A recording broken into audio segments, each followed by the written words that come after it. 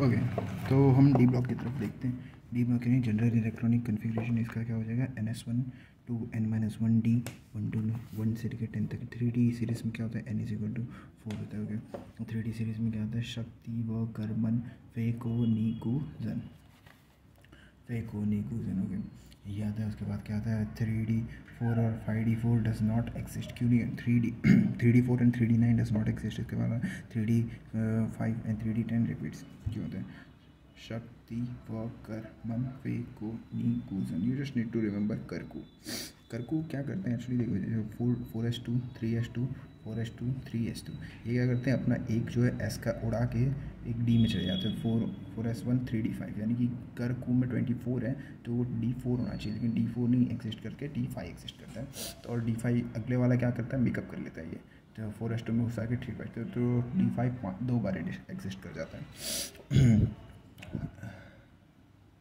और इसके अलावा कूजन मतलब क्या है कि कूजन में जो सी है उसमें क्या होता है 4s2 3d9 4s1 3d10 हो जाता है। आरएन कन्फिग्रेशन बना लेते हैं, तो इसकी वजह से 3d9 एग्जिस्ट नहीं करता, जबकि 3d10 दो बार एग्जिस्ट करता है। इसका मतलब वो ट्रांजिशन एलिमेंट नहीं है डी ब्लॉक होने के बावजूद भी।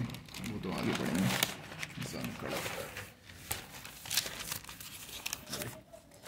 और इसके अलावा ये भी है 4s configuration 3D 3D6 3D9 जो है इसमें एग्जिस्ट नहीं करता। 369 इसमें एग्जिस्ट नहीं करता। 3D सीरीज़ 4D सीरीज़ में 369 एग्जिस्ट नहीं करता। और बस यही है। पद अक्कड़ 10 और 10 ले जाते हैं। पद अक्कड़ 10 लेके जाते हैं, यानी PD ये PD AG पद अक्कड़ CD। इसका लास्ट वाला जो कैंडियम है तीनों के तीनों 10 और 10 आते हैं। और TC जो है वो 3D5 is more correct than 3D1। 5D series में यारी ज़माना मेहाना 7 तक रुक। उसके बाद lanthanum 3D series 5D series lanthanum के बाद यहाँ पे लेंथेनॉइड्स घुस जाते हैं। इसकी वजह से ये बहुत बड़ा शिफ्ट है। और ये कितने का शिफ्ट है? 14 का। ला हफ्ता वरना रे उस्मान इधर पिटाई और होगी। ला हफ्ता वरना रे उस्मान इधर पिटाई और होगी। सब सेट है इसमें। सिर्फ इसमें एक दिक्कत है कि 3D एग्जिस्ट नहीं करता है। 3D10 जो है वो रिपीट होता है। Exception if n+1 electron should have been filled in 4f orbital. तो इसका क्या कहते हैं, ये एक्सेप्शन है, क्योंकि देखो यहाँ पे क्या होता है 4s2 5D1 में इलेक्ट्रॉन फील हो जाता है, जबकि यहाँ पे 4f में फील होना चाहिए। तो लेंथेनॉइड जो है n+l रूल का एक्सेप्शन है। इसमें क्या था AG, इसमें 10 और 10, उसमें क्या था पद अक्कड़ 10 और 10 था। ये किसमें था 4D में। 4D में क्या था बार ये ज़रा देखना चाहिए। यारी ज़रा निभाना मौत तक रुक राह पड़े आग में कूदना। यारी ज़रा निभाना मौत तक रुक राह पड़े आग में कूदना।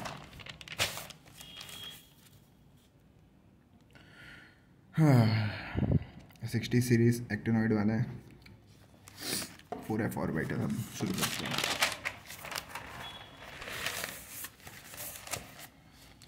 ओके, 4f को हम लेंथेनॉइड भी कहते हैं, लेंथेनॉइड रेयर अर्थ मेटल भी कहते हैं। 4f को हम लेंथेनॉइड कहते हैं, लेंथेनॉइड और रेयर अर्थ मेटल है। लेंथेनॉइड 6th पीरियड में 4f चालू होता है। ओके, सीने पर नदियाँ, ओके पहले यहाँ से शुरू करते हैं। सीने पर नदियाँ प्रेम की समाई यूँ गदगद तब्दिल हुआ और तुम यूँ ही लाजमाओ।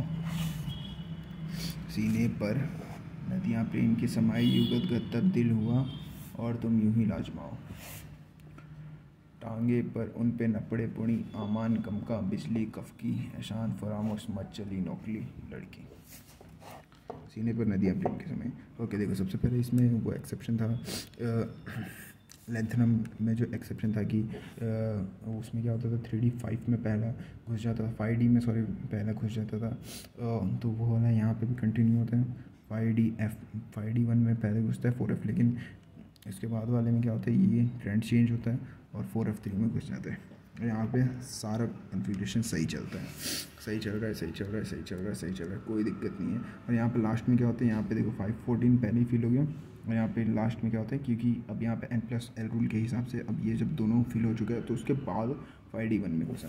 यहाँ पे क्या हुआ सीने पर, जो पर नाम की परी थी ना, इसने रिस्टोर कर दिया n+l रूल। सीने वाला भी पहले वाला भी था, उसने सिर्फ F1 डाला, क्योंकि ऑफ कोर्स पहला F डालेंगे तो वहीं से शुरुआत होगी, अरे डालते नहीं तो शुरुआत कैसे होती, तो इसको शुरुआत करना था इसलिए इसको F1 डालना पड़ा। और इसके बाद पहली फुर्सत में इन्होंने D से हटा और रूल को रिस्टोर किया, परिणाम के रूल को रिस्टोर किया इन्होंने। टांगे पर उन पे नपड़े पुणी अमान कम का बिजली कफ किया, आसान प्रमोशन दिख लें लड़की उससे भी। इसके बारे में क्या, सी गुड टाइम्स वंस, सी गुड टाइम्स वन, सी गुड लक वंस, सी गुड लक वन। तो सीने पे है 5D1, सी गुड में आ गया 5D1, 4S7, 4S7। ये क्या आधा स्टेबल वाले पे भी ये याद रखो, ये आधा स्टेबल वाला फिर एक बार रूल तोड़ता है, लेकिन ये TB वापस से रिस्टोर कर दिया इसको एक ही बार में। तो इससे क्या हुआ, F8 एग्जिस्ट नहीं कर रहे हैं यहाँ पे, और क्या F2 एग्जिस्ट नहीं कर रहे हैं। तो ये भी हो गया कि F2 और FD एग्जिस्ट नहीं कर पाएगा। बाकी इसमें सिर्फ 2 चीज़ें याद रखनी है कि इसी ने ये परी ने रूल रिस्टोर किया, उसमें लेंथनम पे रूल टूटा था, 5D1 में घुस गया था, परी ने रूल रिस्टोर किया। और ये सी गुड लक वंस, कोई दिक्कत नहीं आएगी, 2-8 नहीं एग्जिस्ट करेगा। हाँ, और इसमें क्या F तो इसमें तो ये पता ही है, PAUN पॉन में चमकती हुई लड़की का कितना हुआ, D1 कन्फिग्रेशन 1 नंबर, पॉन चमकती हुई लड़की 1 नंबर, पॉन चमकती हुई लड़की 1 नंबर। तो रूल तो इसमें भी टूटा हुआ है, वो 4D कन्फिग्रेशन, 4F कन्फिग्रेशन। और इसमें क्या किया, इसमें भी जो सेकंड वाले ने कन्फिग्रेशन रिस्टोर कर दिया, वो 5F3 लगा के कि हटाओ यार तुम, एक रहेगा तुम्हारे पास, उसमें एक भी नहीं था तो 5F3 हो गया।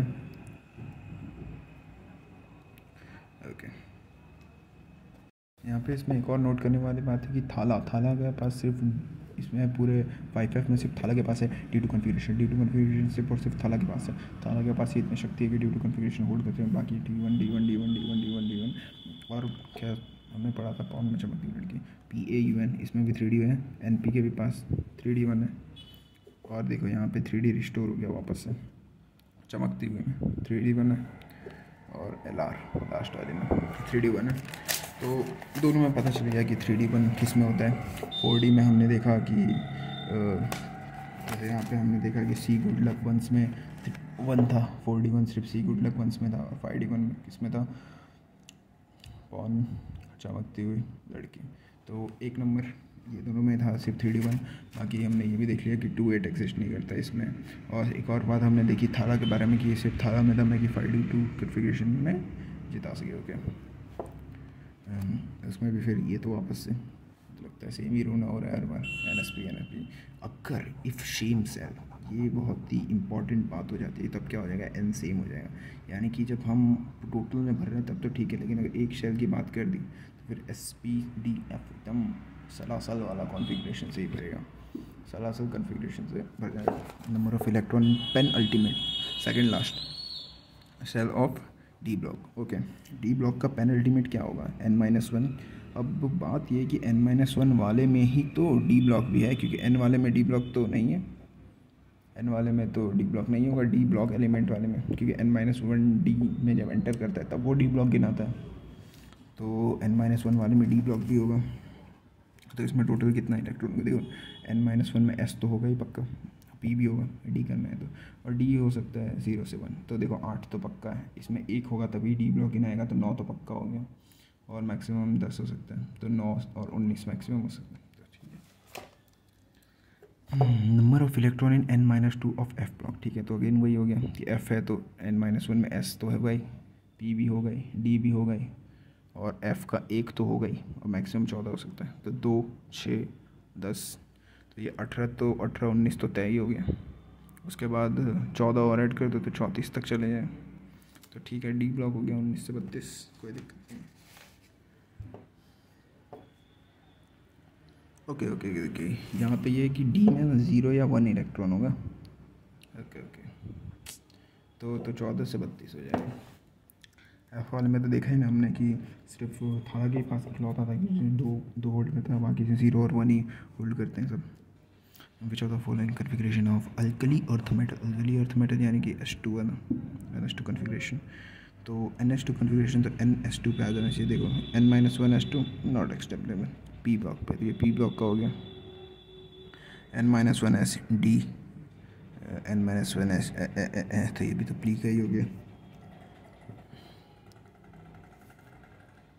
ओके तो ये तो किसका हो गया कि NS1 भरा हुआ है n माइनस, अच्छा हो गया ये तीनों n-1, तो ये NS1 हो गया, तो ये अल्कली मेटल हो गया, ये भी अल्कली मेटल हो गया। इसमें n-1 में, इसमें NS2 में भरा है तो ये अल्कली अर्थ मेटल हो गया। इसमें भी n-1d में भरा हुआ है। ओके ओके देखो तो ये क्या हो गया, डी ब्लॉक एलिमेंट हो गया।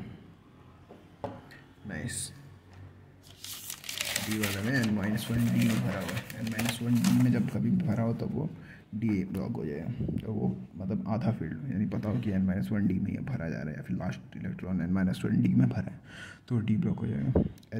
ns में भरा हो या फिर np में भरा हो तो वो ये s ब्लॉक हो जाएगा, ये p ब्लॉक हो जाएगा। n-2 f में लास्ट इलेक्ट्रॉन भरा हो तो f ब्लॉक हो जाएगा। ns में एक या दो इलेक्ट्रॉन चाहिए, ठीक है। साथ में n-1d भरा होना चाहिए, n-2 भरा होना चाहिए, क्योंकि अगर ये भरा होगा या फिर इसमें लास्ट इलेक्ट्रॉन गया होता तो इसी का हो जाएगा ये, कोई दिक्कत नहीं है। फॉर एडवांस्ड 106 का तो फिर तो वो हो जाता है 100 के बाद, तो तुम्हें पता ही है कि 101 का यानी फर्स्ट पीरियड का हो जाता है, 102 सेकेंड पीरियड का हो जाता है, क्योंकि 118 जो है वो 18वें ग्रुप का होता है, तो उस हिसाब से हमने लगा लिया। तो 106 तो देखो तुम्हें ग्रुप नंबर 6 का ही हो जाएगा, तो तुम ग्रुप का भी नाम ही पता चल जाएगा। ग्रुप नंबर 6 यानी क्या हो गया, D4 कन्फिग्रेशन हो जाएगा। D4 कन्फिग्रेशन एक ही है, ठीक है। और representative normal element S block और पी ब्लॉक के जो भी एलिमेंट्स हैं उसको रिप्रेजेंटेटिव यानी नॉर्मल एलिमेंट कहा जाता है। रिप्रेजेंटेटिव नॉर्मल एलिमेंट यानी डी वाले और एफ वाले को एम नॉर्मल एलिमेंट कह दिया, और बेइज्जती। For which of the following what is the right electronic configuration for the representative elements. Okay okay, representative elements में NS1 से 2 और NP 1 से 6 आ सकता है। रिप्रेजेंटेटिव एलिमेंट्स कौन कौन से हैं? ए वाला रिप्रेजेंटेटिव है, NS1 से 2 तक है, 0 से लेकर 6 तक है, कोई दिक्कत नहीं है। NSP16 यही हो सकता है।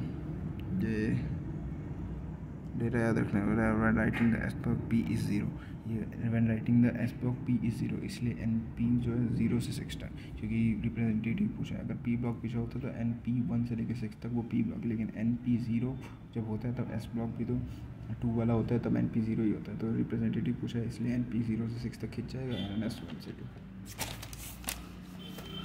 F block, P block, D block, F block element has normally have many number of electron in an outermost orbit. How many number of electron in an outermost orbit? Okay, S वाले में NS होता है, तो S वाले में तो या तो 1 होगा या तो 2 होगा। P ब्लॉक वाले में आउटर मोस्ट में कितना हो जाए, देखो P ब्लॉक वाले में क्या NP होगा, लेकिन N में उससे पहले S भी तो भरा होगा NS वाले में, तो NS वाले में ये 2 हो जाएगा, ये 2 तो पक्का है, इसका 1 से 6 तक भरा होगा, तो 3 और मैक्सिमम 9 हो जाएगा। तो देखो यही आंसर भी बिल्कुल यही है। और मोस्ट पूछा है, अगर मोस्ट पूछा है तो फिर आंसर तो 8 हो जाएगा। इलेक्ट्रॉन मोस्ट 6 + 2 तो मोस्ट तो 8 हो जाएगा। और डी ब्लॉक में क्या होगा, डी ब्लॉक में देखो n-1d तक भरा होना चाहिए, तो n-1s भर के आएगा तो उसका 2 इलेक्ट्रॉन होगा, n-d खुद भी 12 होगा। तो n-1 का अगर पूछा होता डी ब्लॉक में कितना मैक्सिमम, तो 12 इलेक्ट्रॉन है, लेकिन क्या पूछा है n-1 में मैक्सिमम में n में कितना है, n में तो सिर्फ ns ही भर के आएगा जब डी में घुसेगा, यानी कि मैक्सिमम 2 इलेक्ट्रॉन होगा। और फिर f वाले का भी यही हाल है कि f वाला भी तो डायरेक्ट सिर्फ ns वाले भर के आएगा, s वाले में भी 2 आंसर ही हो जाए, आसान है। आइडेंटिफिकेशन ऑफ पीरियड ग्रुप, ये तो खैर बच्चे करते हैं, हम तो हमारे पास बेटर मेथड है। तो उससे भी पहले कि अगर 58 से 71 तक आ गया तो लेंथेनॉइड है 4f, और 90 से 103 के बीच में आ गया तो द एक्टिनॉइड्स है 5f, और 104 से 118 तो देखो last 2 digit in a group, तो फिर तो ग्रुप हम ऐसे ही खा लेंगे, बाकी कुछ है नहीं। S block 1 to 2, S block 3 से 12, डी ब्लॉक बोल रहा है और पी ब्लॉक बोल रहा है, फिर 12 से 16 तक वाला पी ब्लॉक हो गया।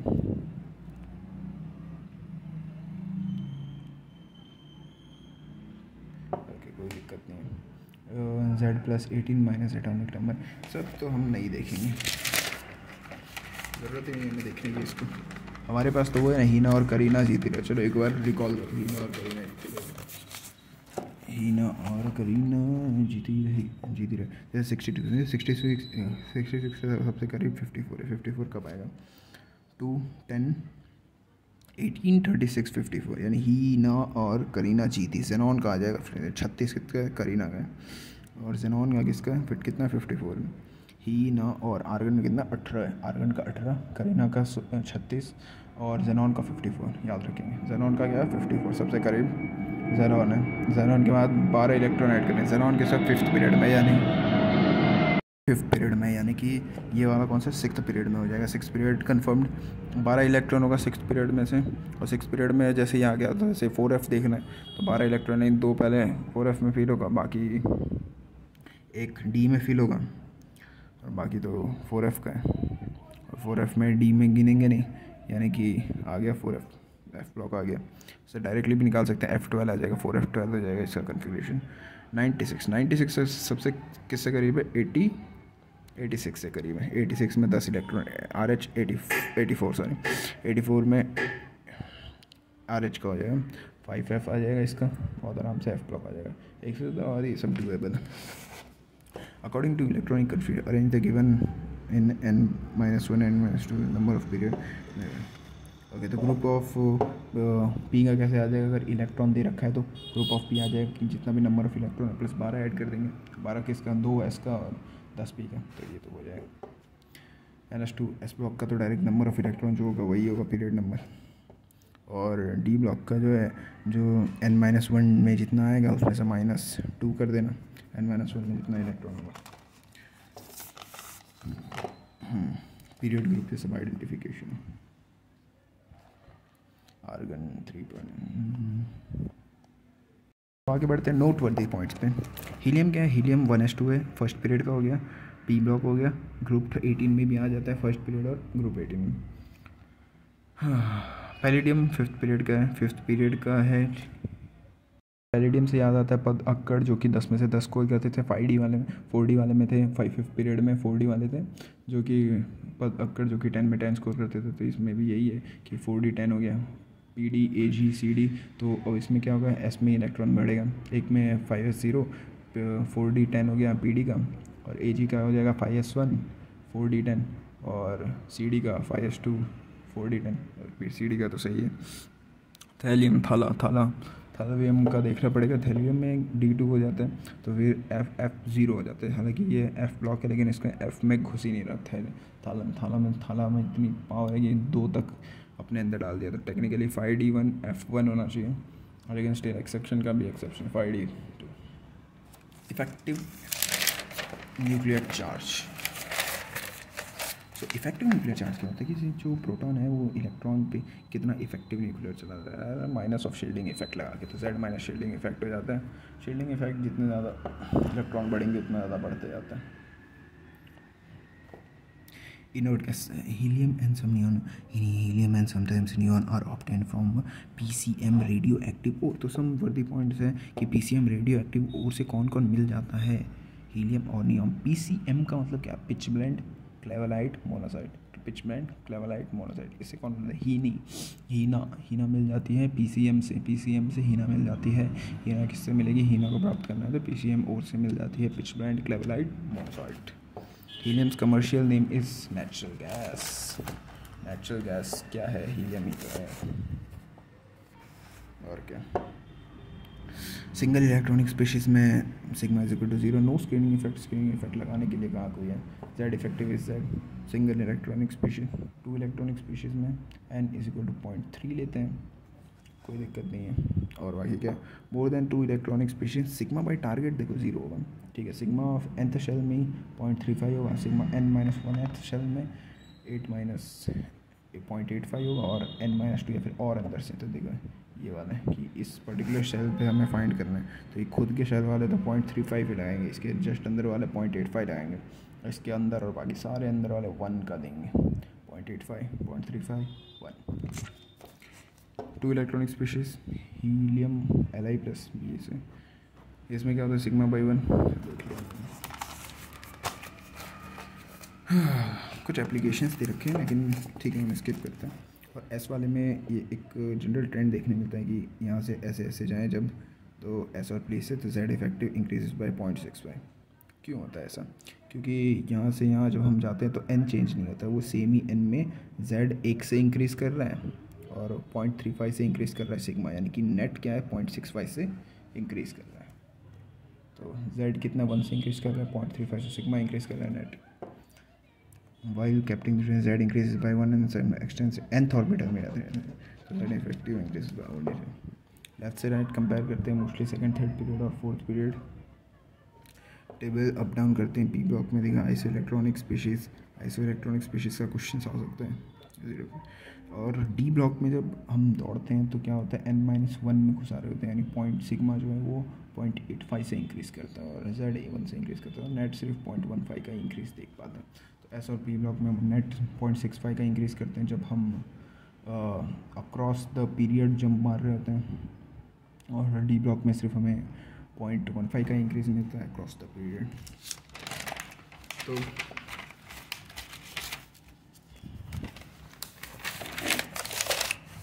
Okay, D block in a period. Okay, D block की अब बहुत ही हिन्ना सारी की सारी प्रॉपर्टीज़ आएंगी।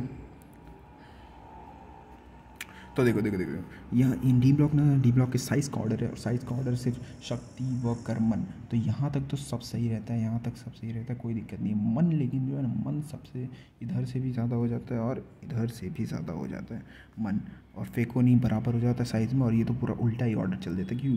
तो यहाँ से यहाँ ना साइज़ जो है डिक्रीज़ होना चाहिए, टेक्निकली डिक्रीज़ होना चाहिए। तो यहाँ से तो ये होता भी है क्रोमियम, तो लेकिन मन जो है, मन इससे भी स्ट्रॉन्ग हो जाता है, मन फेकोनी से भी स्ट्रॉन्ग हो जाता है, फेकोनी तो बराबर हो जाता है कूजन। तो इसका रीज़न देते हुए कहा है कि यहाँ पे सब नॉर्मल चल रहा था, जेड इफेक्टिव जो है सिग्मा से ज़्यादा था, यहाँ पे जेड और सिग्मा बराबर हो गया, उसमें जेड से ज़्यादा सिग्मा हो गया, तो डोमिनेट कर दिया, रेडियस उल्टा बढ़ा दिया, इतना ज़्यादा इफेक्ट लग गया। और एक और है कि टॉप से बॉटम जाए तो एक बार बढ़ेगा 0.9 से, और बाकी पूरा कॉन्स्टेंट रहेगा Z effective. Okay, Slater's rule के अनुसार Z effective on going down first increase is 10 became constant. Slater's rule, कौन सा नाम याद रख सकते हैं, Slater's rule. Anomalous behaviour of what second period element, anomalous ली बे बो कर्न ओफन, सेकंड पीरियड ही आता है। Anomalous behaviour, why does this anomalous behaviour arises? So this anomalous behaviour arise होने का सिर्फ एक ही एक्सप्लेनेशन है कि फाई बढ़ जाता है, फाई बढ़ जाता है, इलेक्ट्रोनेगेटिविटी एंड आयोनाइजेशन एनर्जी बढ़ जाता है। D block is absent, D block is absent, इसकी वजह से होता है। डी ब्लॉक में क्या करता है, पुअर शील्डिंग इफेक्ट करता है, इसीलिए से फाई जो है इंक्रीज हो जाता है। और तो क्या, डिफरेंट स्पीशीज़ एल आई का जेड इज इक्वल टू 3 है, एल आई में जेड इज इक्वल टू 3, ये तीनों ही स्पीशीज़ में देखो जेड इफेक्टिव का एक पैरामीटर मिल जाता है कि डायरेक्ट प्रोपोर्शनल में positive charge inversely proportional negative, क्योंकि जितना ज़्यादा नेगेटिव यानी जितना ज़्यादा इलेक्ट्रॉन होगा उतना ज़्यादा सिग्मा बढ़ेगा, जितना ज़्यादा सिग्मा बढ़ेगा उतना जेड इफेक्टिव कम होगा। तो अगर सेम ही एलिमेंट है तो कोशिश करेंगे कि कम से कम सिग्मा रहे, यानी कम से कम इलेक्ट्रॉन रहे, तो जेड इफेक्टिव बढ़ेगा। For different subshells of same shell, same shell के डिफरेंट सबशेल के अराउंड जो स्क्रीनिंग इफेक्ट है उसका ऑर्डर है SPDF, यानी स्ट्रॉन्ग शील्डिंग इफेक्ट कौन प्रोवाइड करते हैं, S और P strong shielding effect provide करते हैं, जबकि D और F बहुत ही वीक शील्डिंग इफेक्ट प्रोवाइड करते हैं, और इसी की वजह से आगे सारे टंटे होते हैं, हम सारे टंटे देखेंगे। और क्या है यहाँ पे, as it is D and V and it gives poor shielding effect, ठीक है। और इसके बेसिस पे क्वेश्चन है कि Li का जेड इफेक्टिव अगर X है then what would be the C, तो Li के बाद यहाँ पे C आता है, ब्लॉक ली बे बो क, तो एक जंप, दो जंप, तीन जंप होगा, तो तीन जंप 0.35 इंक्रीज, तो 1.95 इंक्रीज, तो X प्लस 1.95, कोई दिक्कत नहीं है। Which of the following substance sigma is greater than not, P से ज़्यादा SPDF, अगर सेम ही शेल की बात कर रही है तो सब शेल में स्क्रीनिंग इफेक्ट का ऑर्डर दे रखा है हमें। इफ सिग्मा ऑफ जेड, ठीक है, यही फालतू क्वेश्चन आगे देख सकते हैं। Which of the following will not show screening effect, show screening effect वो नहीं करेगा जो कि सिंगल इलेक्ट्रॉनिक स्पीशीज़ होगा, यानी कि ये तीनों ही।